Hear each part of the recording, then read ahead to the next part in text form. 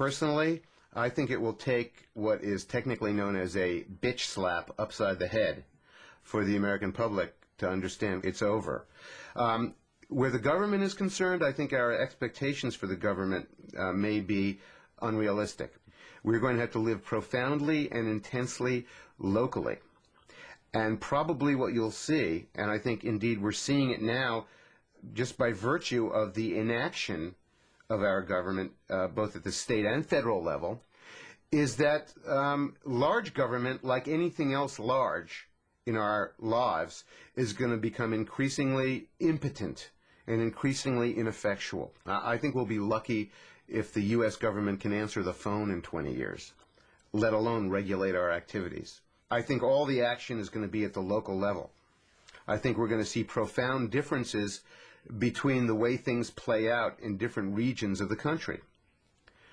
Some parts of the United States, I think, will be absolutely crippled by the growing scarcity of fossil fuels and the contest that is going to ensue over them. I'm personally very pessimistic about the Southwest. There are many signs out there that that we're in trouble. The airlines are kind of like the canaries in the coal mine. And in fact, they're really suffering, wobbling, and on the brink of going out of business. The sheer level of cognitive dissonance in both the media and the federal government and the inability to articulate these issues and lead the public into an understanding of what it faces.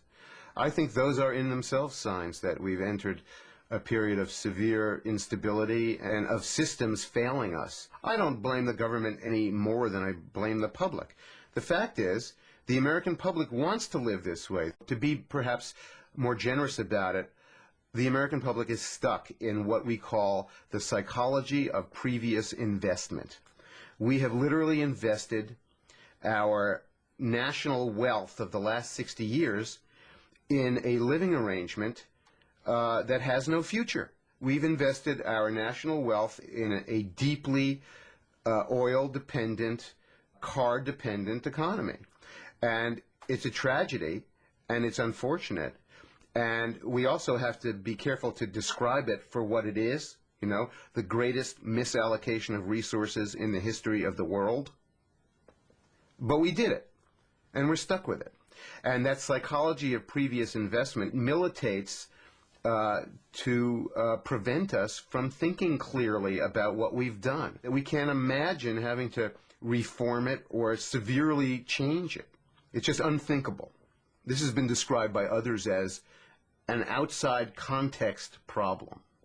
That means it is a problem so far beyond the context of our ordinary understanding of reality that we simply can't process the information. You know, it doesn't make sense to us. People who have spent their whole lives, who are now middle-aged people, growing up and working in suburbia, in some cases can't conceive of any other way of life or can't imagine that circumstances would prevent them from living that way. You know, now the truth is that history is merciless and doesn't care what our expectations are, and that circumstances and events will compel us to do things whether we like it or not. But, you know, in the Jiminy Cricket economy, where your wishes all come true and where it's possible to get something for nothing, people have a hard time with anything that implies a sense of consequence. And the dirty secret of the American economy for at least a generation is that it is based on the creation of suburban sprawl and the accessorizing and furnishing and servicing of that living arrangement. And if you subtract it or decide not to do it anymore, you're not going to have much of an American economy left. I don't think this is particularly a conspiracy on the part of the government.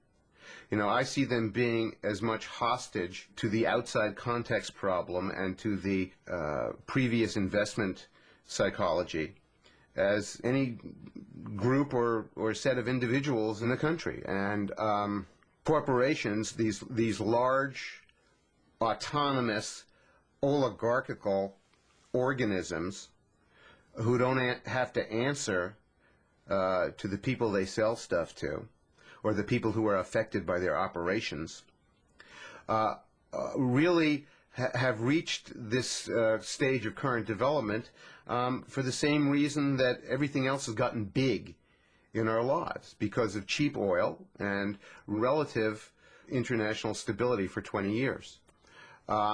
Like everything else that is organized at a giant scale, including our cities, the way we do agriculture, the way we do retail trade, and everything in our lives, large corporations are also going to be deeply and adversely affected by the events of the long emergency. You know, Walmart depends on cheap gasoline to run its so-called warehouse on wheels.